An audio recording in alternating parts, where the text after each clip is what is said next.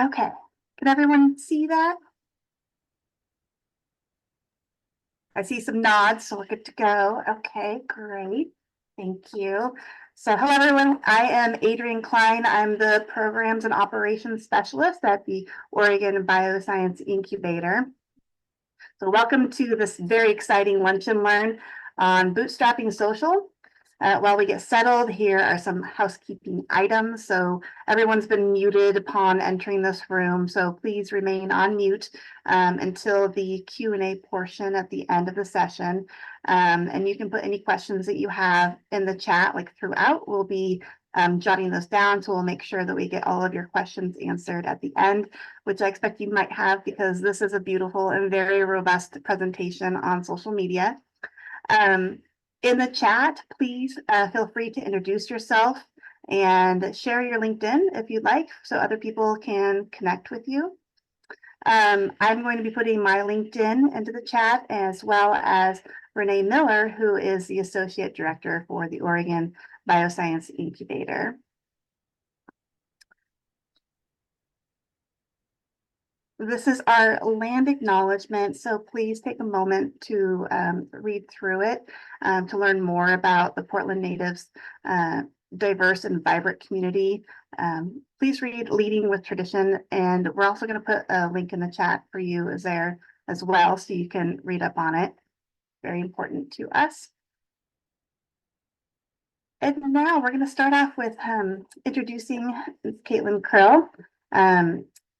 She joins OBI to share tried and true strategies and tactics for startup leaders that can apply to ensure they're producing effective and efficient social media content that supports business goals, even on the tightest of budgets.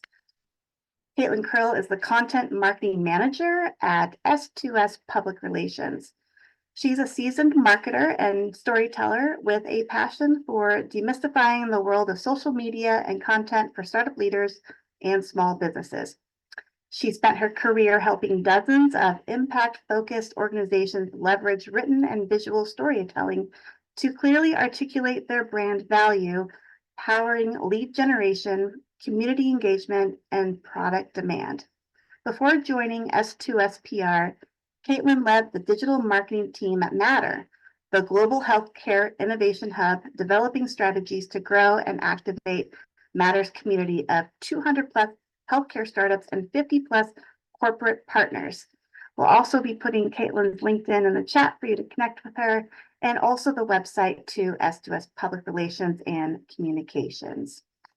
And with that, I would love to turn it over to Caitlin. Hello, everyone. Thanks so much for the intro, Adrienne. Let me just get our presentation set up.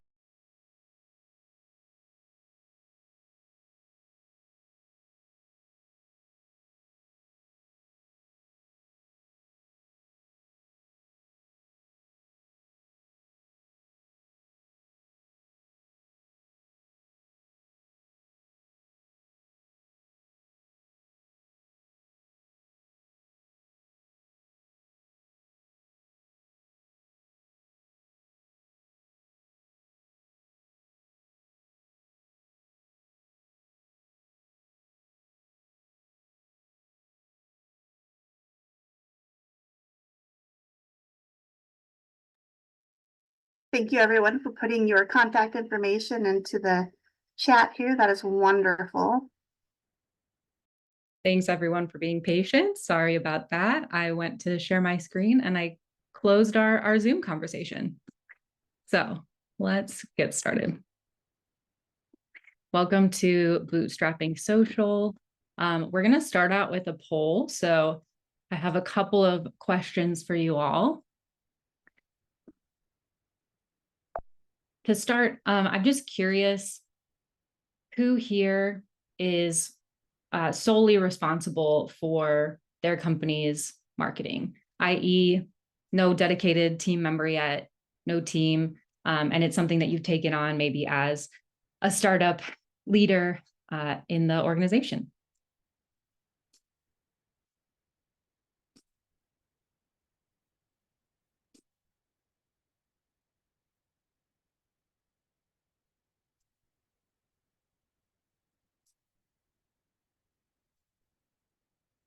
All right. It looks like about half and half. So some folks, you're on your own. Other folks, you've got a team with you.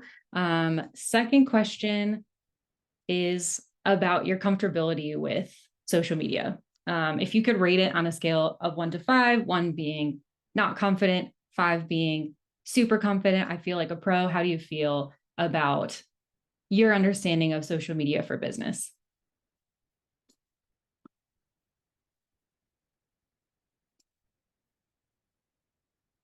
Give you a couple minutes or a couple seconds to fill that out.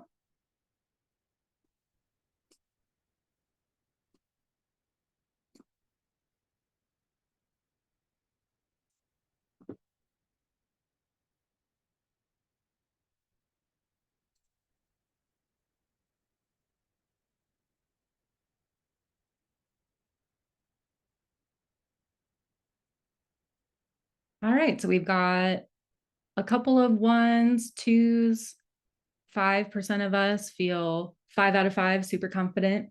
But what I really wanted to do in starting with these questions is just let you know that no matter where you are on that spectrum, you are not alone. Nearly half of entrepreneurs do marketing all by themselves. And today we're going to explore how you can get started with social and scale your efforts, even if you're a 1-person show or a 2-person show, making sure that that feels really scalable for you. So we kind of already did an intro, but hi there, I'm Caitlin. I help lead the content efforts at S2SPR. I help lead the content efforts at S2SPR. I've spent 10 years in content and social media, and primarily have been working with biotech, health tech, and startup founders. Previously, I spent 4 years at Matter Health, which is in a healthcare innovation hub. So working with dozens of startup founders from across the health tech and life sciences spaces. What we're going to cover today is sort of the social media, the state of social media today, social for entrepreneurs and startups, sort of the keys and the framework to crafting great content, what kind of platforms, formats, and tools you need to measure success and get started. And then I'll leave you with some resources as well. At the end, I'll share a worksheet to help you get started on brainstorming content for your organization. And then we'll also have a Q&A at the end. So social media today, I wanted to start with something I recently saw across social. Someone said that the internet used to be somewhere we went, and today it's everywhere. I think that's a really prescient demonstration of how social media has really transformed how we interact. And wanted to share a couple of stats around that. So we're projected to have 5.17 billion social media users globally by the end of 2024, which is an 89% increase in social media users since 2017. And 79% of healthcare organizations are on LinkedIn, which I thought would be a helpful benchmark for you if you are in the biosciences space and you're thinking, where do bioscience companies fit in to the social media landscape? That brings us to truth number 1, and that is that social media doesn't just reflect our culture, it often informs it. And it's also the closest access you have to the people who matter most to your business and the folks who are probably helping to shape the culture around your industry or vertical. An example that I think illustrates this really well is something that everyone's probably heard about at some point over the last 2 years, and that's GLP-1 drugs, or Ozempic or Wegovy, originally a drug that was targeted for diabetes, and then it ended up being targeted by influencers and other folks across social, and they sort of drove the demand up due to this side effect that was just, marketed and communicated as a side effect at the time, which was weight loss. Suddenly this diabetes drug has sort of entered the zeitgeist, and social media is driving demand, which puts pressure on regulators and drug makers. And I definitely saw this last week at the JPM healthcare conference. If anyone else went there, a lot of conversations around top trends and predictions for 2024. And in nearly every conversation that I went to, there was a ton of spotlight on GLP-1s, and the language had really shifted from talking about it as a diabetes drug to actually talking about it as a weight loss drug. So I think it's a really powerful way to represent how social media can inform culture, especially in the biotech space. And while it's a quite large scale example, I want to remind you, and this is something that the CEO of S2S, Eric Shudisky, says a lot, you don't need the massive scale to be successful. You don't need the 6 billion people on social media. You need the 60 people who you want to capture the attention of. That's investors, media, journalists, partners, customers, potential team members. And with targeted content, you'll reap those outsized benefits, even with a small sample size of a dedicated audience. That brings me to truth number 3. You have something valuable to say. As someone who is a startup leader or a bioscience innovator, you not only have valuable content to contribute to existing conversations that are happening right now, you have the power to spark new conversations. And social media is a fantastic platform to do that. Some themes that I want you to think about for 2024 when we think broadly about what audiences are looking for across any vertical. One is authenticity. If you didn't see, in 2023, Merriam-Webster named authenticity the word of the year. Our audiences today really expect more from brands, and it's changed since maybe 5 or even 10 years ago. Brands need to show up in a different way, and part of that is leaning into a niche, finding the places where your audience is having important conversations and hanging out, finding their true pain points and the things that they like, and engaging with them in that way.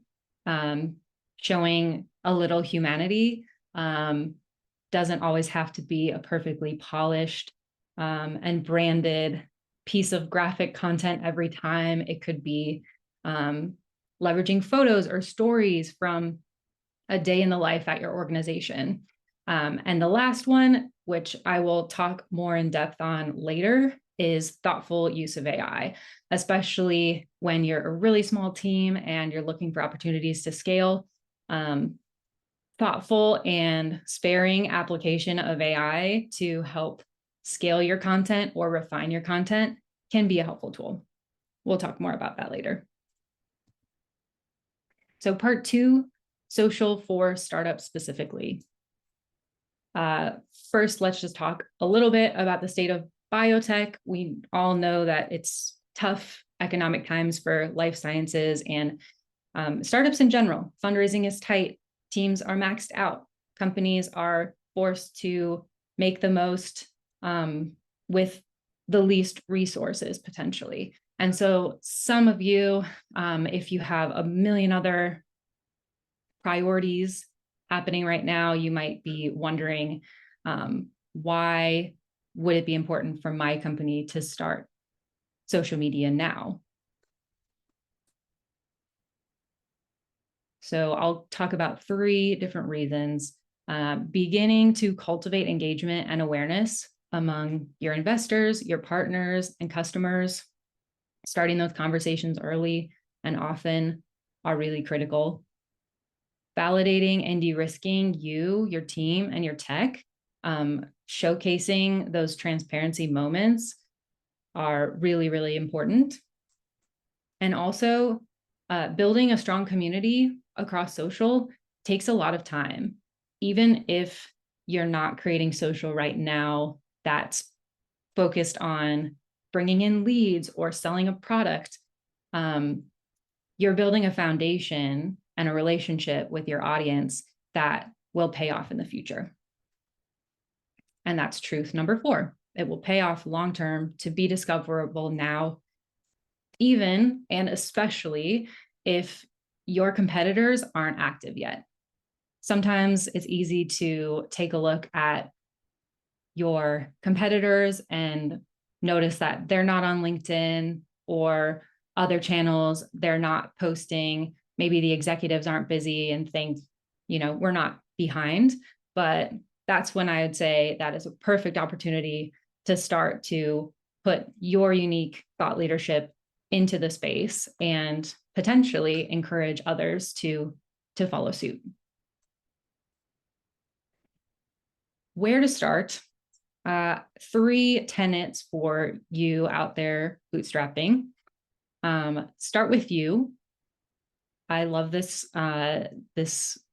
stat from the Edelman B2B survey that 59% of business leaders agree that an organization's thought leadership is a more trustworthy source for assessing a company's capabilities than the marketing material. That's really powerful. So identify opportunities to showcase your unique perspective.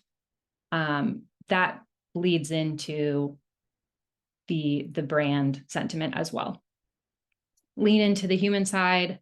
Platform algorithms simply prioritize personal accounts over brand accounts. We see it time and time again. And so when you're using a strategy that maybe starts with executive social or your personal LinkedIn and cross-posting to brand channels, you'll see much better results. And the third one, if you have a team, activate your team. Content shared by employees gets 8 times more engagement than content shared by brand channels. It's the same principle of the first 2 priorities. Really, really helpful to be able to leverage your employees as advocates for your organization. Sources of inspiration. You don't have to start from scratch. Start with places where you're already telling your story. So those could be pitch decks, your website, any sales and partnerships materials if you have them. What is in your industry zeitgeist? So what are the media channels that you read often saying about your industry or your vertical? What are influencers or thought leaders in the space saying? How can you contribute to that? And what are key stories that are happening right now? And how can you share your unique perspective there? Of course, articles or podcasts, anytime that you've been in an interview or any sort of event, sharing that sort of content on social media is really, really powerful. And it's an easy way to redistribute thought leadership that you've already created somewhere. And then daily life discoveries, milestones, what's going on at work, and behind the scenes there, if you can share it. So part 3, we'll talk about what really makes great content. We talked about authenticity, and audiences expect a lot more from brands and organizations today. So you have to think about your content as an extension of your product and identify what you can offer your community in terms of your content as your product. So to help you get more of a handle of what makes great content, I put together this graphic that sort of categorizes the 4 key content objectives that I think about most often. And I call it 4-quadrant content. A strong content mix should check all of these boxes, and some of the content can be a combination of these or could potentially check all of the boxes at the same time. And we'll look at some examples after this as well.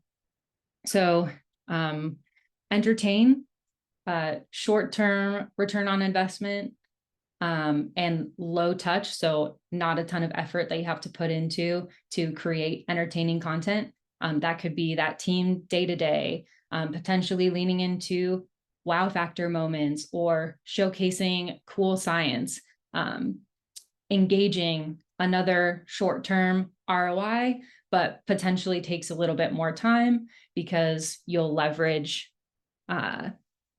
content tactics that will keep people viewing the content longer, like a video or a carousel, and something that encourages a response or a reaction. Educating is longer term return on investment, someone who will probably become a part of your community and want to keep coming back, but could potentially be lower touch. What topic is your team an expert on, and how can you break down some of those topics on social media to give your audience a little bit more context for your expertise? And then resonate, long-term ROI and higher touch. Truly being able to resonate with your audience requires a more intimate understanding of their pain points, their fears, their hopes. Content that resonates is what really builds that long-term relationship with your audience. So I'll share 3 examples with you. Here's one example from a biotech client. I would put this into the entertain and engage sections.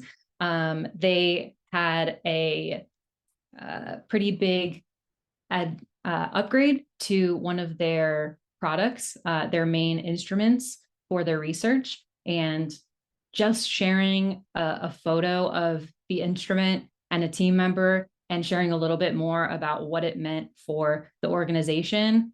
This was one of the highest performing posts the entire year for the company. Example number 2, educate and resonate. This is a video, so a little bit higher touch there, but an interview with an expert on the team ahead of a conference to talk a little bit more about how the company's product helps to fuel high resolution scientific insight. And example 3 is more of a campaign approach where you're hitting pretty much all of those quadrants. And this was an announcement of a discovery that this biotech company made. So it started with a super engaging carousel post on LinkedIn, where we told the story in different pieces on LinkedIn in maybe 5 or 6 slides. So very engaging, kept someone on the page for a long time. They didn't have to click off of the platform to learn more about the announcement. And then a follow-up just a couple of days later by the CEO with a slightly shortened piece of content, and still sharing the same information, tagging the organization. Altogether, this was a very successful campaign and led to a lot of additional followers and inbound interest from customers. And that leads me to truth number 5. While some of these were definitely more high touch, stellar content does not need to be complicated. Your strategy can be simple. You can identify 3 to 5 key themes and content pillars and create your content against those themes. And then you can always go back to those pillars, and you should have a wealth of ideas and inspiration from there. Some examples of content pillars, especially in the biotech life sciences space, establishing market need, market education around the key challenges in the market and the industry. How do people understand the difference between what our current reality is and what's possible through your innovation or your technology? Audience education is another one. So you can showcase your company and how they demystify a key concept within your area of expertise. and invites the audience to get excited about really cool science. I'll venture to say that most of you are working on things that have a massive wow factor to them. So it's important to remember to showcase those things to your audiences. And a great way to make this scalable here is connecting with your team members who are subject matter expertise. So if they are on the product team or the research team, spending 20 minutes and maybe connecting over Zoom and recording the conversation is a really great way to gather multiple posts of insight from those folks. Most asked questions is another content pillar. Showcase that you really understand your future and prospective customers' pain points. And you might find those from conversations with your business development team or your partnerships team. Really think about conversations that you have with investors, potential partners, potential customers. What questions keep coming up over and over again, or what makes them excited when you tell them about your solution. That's a great place to go. And then news and events. Don't forget, showcasing your involvement in the greater community is really important. And it'll also, it's an opportunity for you to show up in other news feeds as well, especially if you're able to tag those other organizations or those event hosts. So getting started, let's talk about how much time to devote, potential platforms, and then we'll dig into how and when to potentially use AI. Some options in terms of how much time to devote. I think the key I would stress here is set the time on your calendar. Make sure that you have a devoted time set aside to creating content. Otherwise, as a leader, it ends up getting away from you. So if you have, let's say, 1 hour a month, you could make it a goal to start writing 2 shorter personal posts per month on your personal LinkedIn.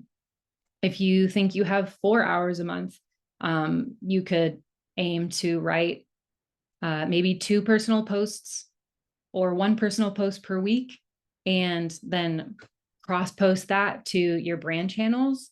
And over time, you'll see the benefits of being consistent there. In terms of platforms, I really want to stress how critical and valuable LinkedIn is for the life sciences sector and for B2B organizations in general. It's a great place to start. The organic reach opportunities are really high, and you're likely already connected to a lot of the folks that you want to make sure your business also gets in front of.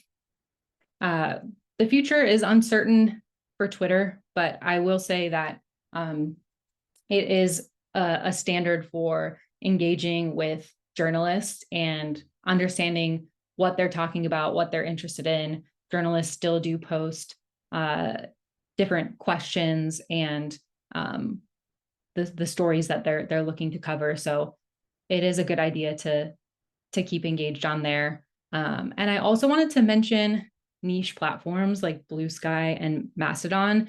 They can be really lucrative auxiliary platforms for life sciences companies, especially.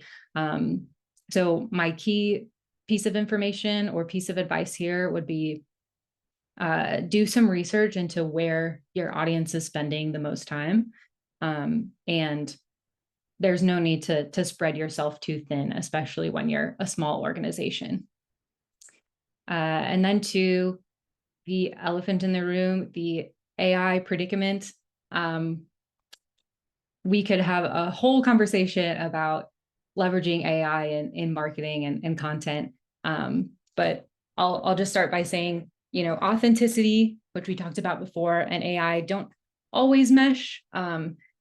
Audiences are increasingly skeptical about the authenticity of brands. So I would say use with caution. There are a couple of smart ways that you can use AI to augment or streamline your content production, especially when you're a small team. Here's a little data from Hootsuite's social trends report for 2024. Their healthcare section sort of digs through how key healthcare organizations are using AI, and editing and refining text is one of the massive ways that they're being used most often. So I would say if you are strapped on time and you're still new to writing for social media, you could, start writing your post and ask AI how they would potentially shorten or refine something. That's always an option. And then another way I could maybe recommend is putting content into an AI chatbot and asking it to create a couple of social posts from that content. Definitely don't just copy and paste it into your own content. It's an opportunity to have sort of a baseline, the first 10 or 20% of your efforts. And then you can further refine it so that it fits your brand and your personal style and tone. But it is a good place to start when you're strapped for time.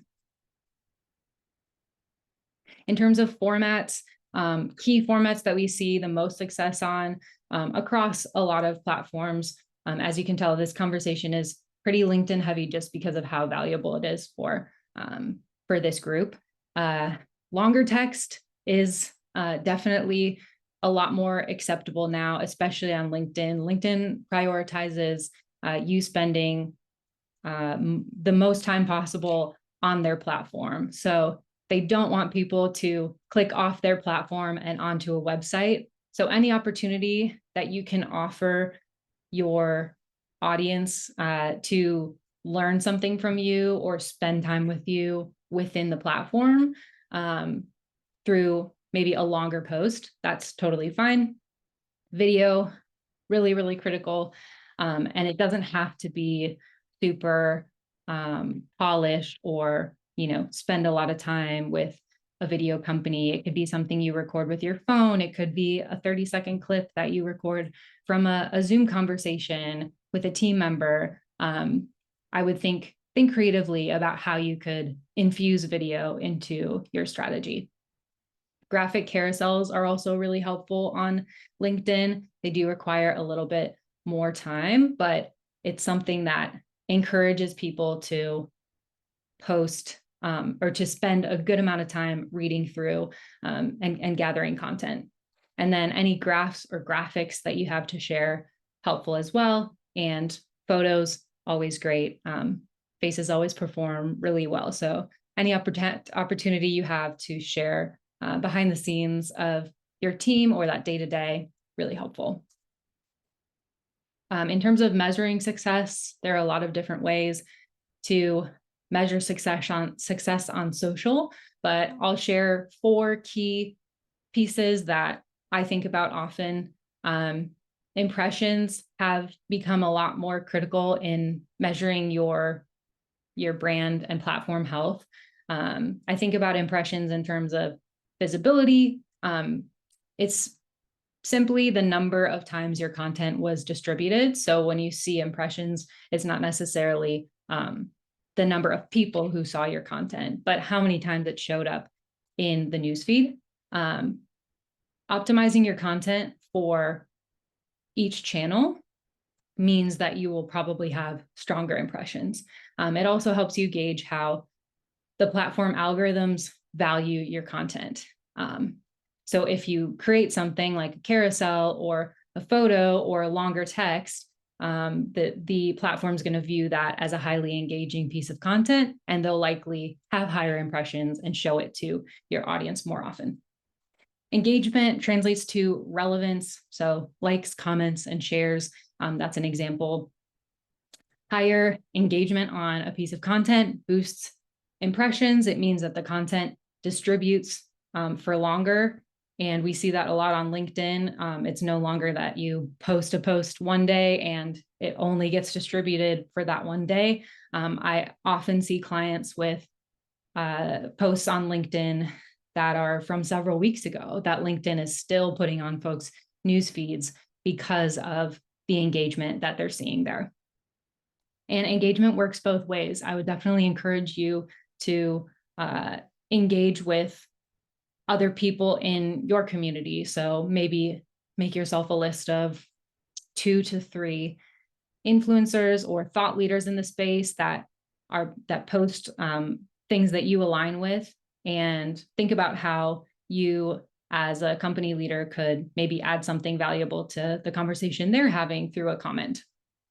Engagement rate helps to showcase page health. It helps you to gauge what the highest value content is. It's just number of engagements divided by the number of total impressions times 100, and you get a percentage. That's engagement rate. Follower growth, also a sign of relevance, a good indicator of the value of your content. And the higher the impressions, the more likely you are to find new audience members that way. I'm going to share an example from a client. These are some metrics from LinkedIn. We started an engagement with them in August of 2023 and posted pretty consistently through December of 2023. And the posting was around 2 times a week on brand channels with additional content and shares from the team and from executive leadership. You can definitely see the spike in followers following the launch of our engagement in August. It was around a funding announcement. And it stayed relatively strong and consistent ever since then. You can see they had a pretty massive increase in followers over the last year. So impressions, again, visibility, posting consistency really benefited this company's visibility. You can see the beginning of our engagement in August, and posting consistently through August, September, October, and into December really benefited and created a strong build. And then you do see a little bit lower consistency around the holidays, but even then, since we built that before, still above the baseline of when they weren't posting consistently at all. In terms of engagement, we sort of see a similar path. And then engagement rate, you won't see that spike usually in the same way. It's a much better indicator of the health of your page if you can maintain within a certain range of engagement. And even with significant audience growth, we're really, really happy to see this, because often when you grow a lot, your engagement rate will sometimes go down since your impressions will be higher. So this is pretty healthy engagement rate here.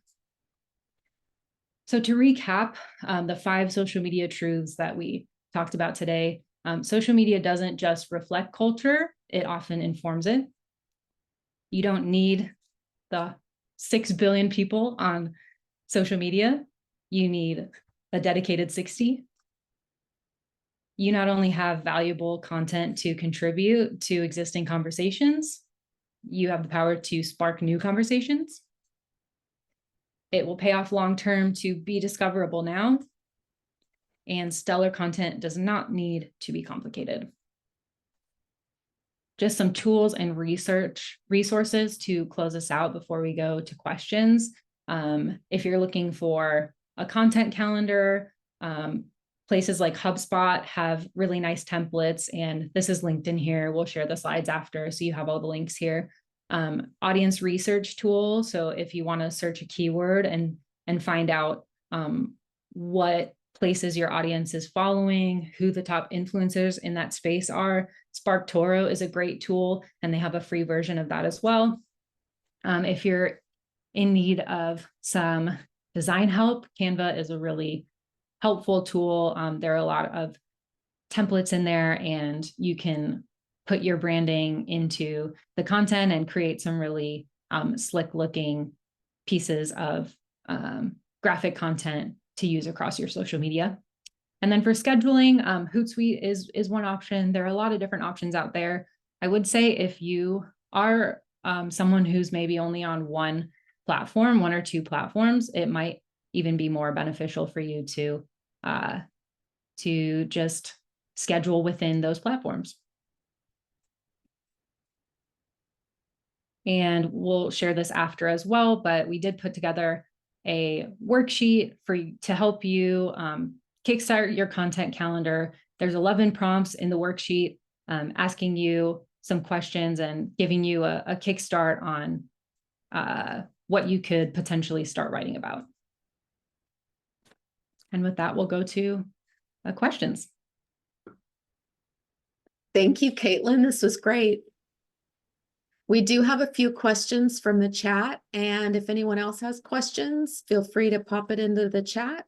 The first question is, with so much information flooding us from many directions, like apps and texts and email, etc., do people monitor channels or even pay attention to messaging? And one of our other attendees said yes, more than 50% of professionals use social as their primary and only news source. And what is your opinion there, Caitlin? Yeah, absolutely. There is a lot of noise out there, which I think is one reason why a lot of organizations are paring down the number of platforms that they're on. So maybe even, 5 years ago, I think if you asked a lot of brands what their social strategy was, it was probably to be everywhere to everyone. And I think that certainly changed, and especially considering the amount of noise that there are on each channels. I think if you know where your audience is hanging out, and you're creating content, not just for the sake of content, but content that's really valuable to them and answering the questions that they want to answer, you should be able to capture their attention. Right. Before we get to John's question, there was a question in the chat asking, what would be the best way to use social media for crowdfunding? For crowdfunding, I think for solutions like that, if you want to go an organic direction, I would recommend starting with a list of everyone in your community who you could see as a potential advocate for your campaign. Start with the folks close to you in your company, in your business, and maybe from there, identify 3 to 5 folks who you could even consider super fans, that you could create a promotion kit for them with some suggested social media or talking points. I think organically using that sort of networked promotion is one of the most lucrative ways that I've been able to see companies reap results. And then I think a lot of crowdfunding need to put a little bit of money into potential ads to find the folks who might be interested in the organization. So I think for a really healthy crowdfunding campaign, I'd consider a combination of that organic networked campaign, and then also some paid social as well to capture folks who really fit your demographic of who might be funding your project. Right. Thank you. John Nailway has a question. John, do you want to open up your mic? Yeah. I just wondered if you've run into this. I had 2 biotech companies which were acquired a few years ago. And for like 30 years, I had a newsletter which we sent out to, opt-in subscribers. We were up to like 30,000 at the end. And I just had this problem that even when I would ask people in the company for ideas for, articles, often it got into this IP issue, intellectual property issue. Seemed like the things we were interested in writing were all the things that we were interested in doing, like all the new ideas that we had for our products or for other people's products. Have you run into that? I mean, that was actually concerning. We would still write the article, we would try to be real careful, but it was always everything new. You know, we weren't as interested in the stuff that we had already done. We weren't interested in posting that. I just thought you could comment about IP. Yeah, I think that's definitely a challenge that so many biotechs run into. There's a lot of really, really great content within the brain trust of the organization that they're not ready or able to share yet.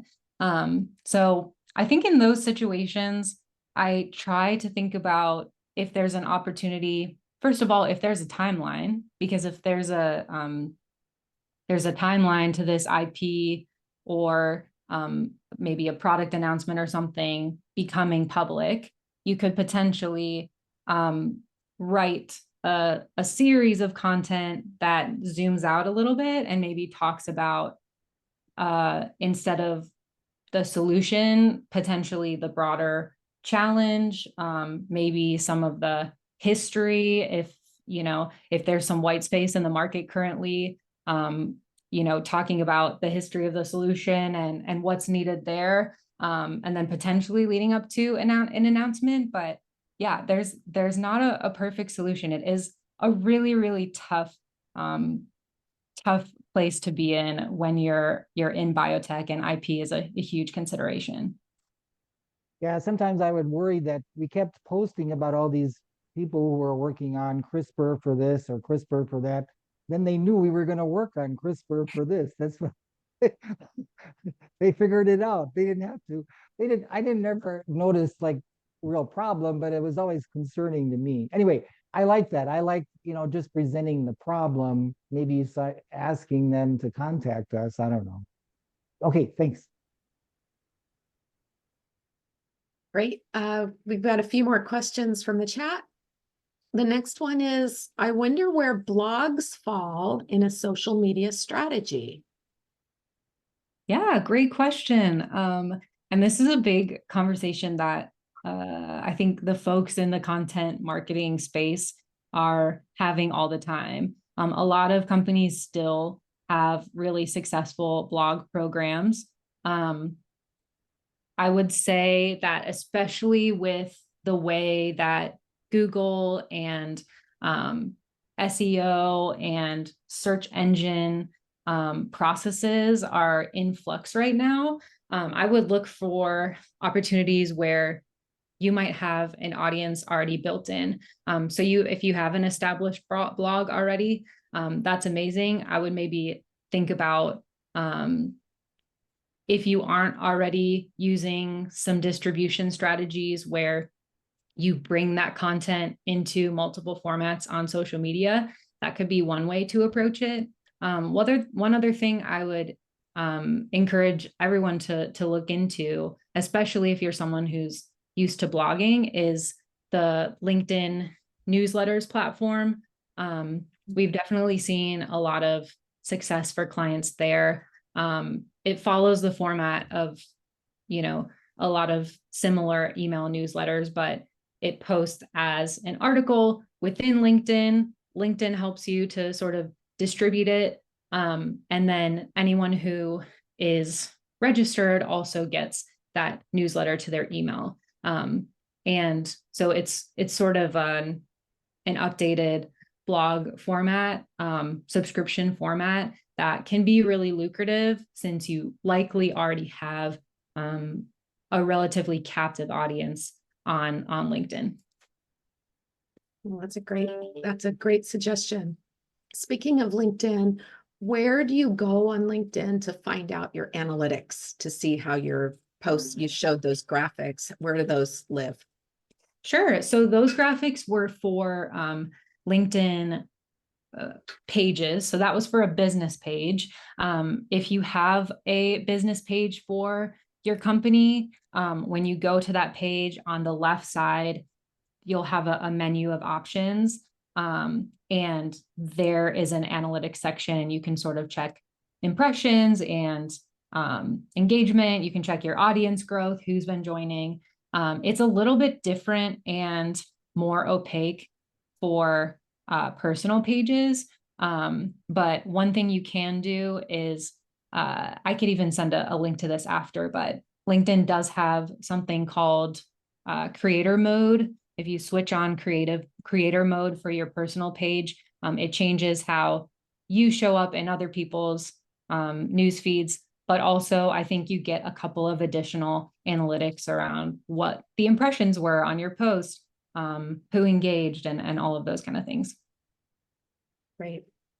Okay, the last question I have is, how important when you create a post is it to use images or even emojis versus just text? Great question. So images are really, really helpful in stopping the scroll. I will say I do see a lot more, especially on LinkedIn, text only posts. And if you're doing something like that, I would just make sure that you think about what that hook is that you're building into your content that will stop somebody from scrolling. So really think about what those first 10 words are before LinkedIn cuts off the post and has the little see more button. And then also think about how you're breaking up the text in a way that leads somebody through it and engages them, and makes it really easy to read without it looking like a big block of text. So in that case, emojis can be really helpful within reason. I like the arrow emoji, or like the pointing finger emoji, loudspeaker. Those sort of things are not anything that feels too off-brand most of the time for companies, and just helps to format the content a little better. Great, I think that's all the questions that we have. I found this to be like very, very informative, especially someone who does the social media for OBI. Specifically, I wrote down 3 things that I loved. I love the examples that you gave, the different kind of posts and what they were meant for. I think that was brilliant. And I really love the engagement rate equation. I've never used such a thing, so I will definitely be doing some math now to see where we're at with our engagement rate. And then also, I really enjoyed the tools that you gave us. Like Canva has been a lifesaver. And anytime you need to make something that is visually stunning, Canva is going to be your best friend. So Caitlin, amazing, wonderful. I hope everyone got something out of that, because I definitely got lots of nuggets of gold. So everyone, thank you for such a great, outstanding discussion. Special thanks to Caitlin and to S2S Public Relations and Communications. Please check them out, guys. Really great information here. We have recorded this session, and it will be going out to everyone who signed up. And it will go to the email that you signed up with. So please keep an eye out for that. Hopefully by Friday at the latest, you should see this pop into your email. And also, Caitlin, that worksheet that you mentioned, that's something that I can also send at the same time. So we'll get the worksheet and we'll get the recording out to you guys. And lastly, I recommend you guys check out our website, check it out on our events page on our website, because we have so many good lunch and learns coming up, some really amazing topics, and we hope to see you all there. So thank you, everyone. Have a good rest of your day.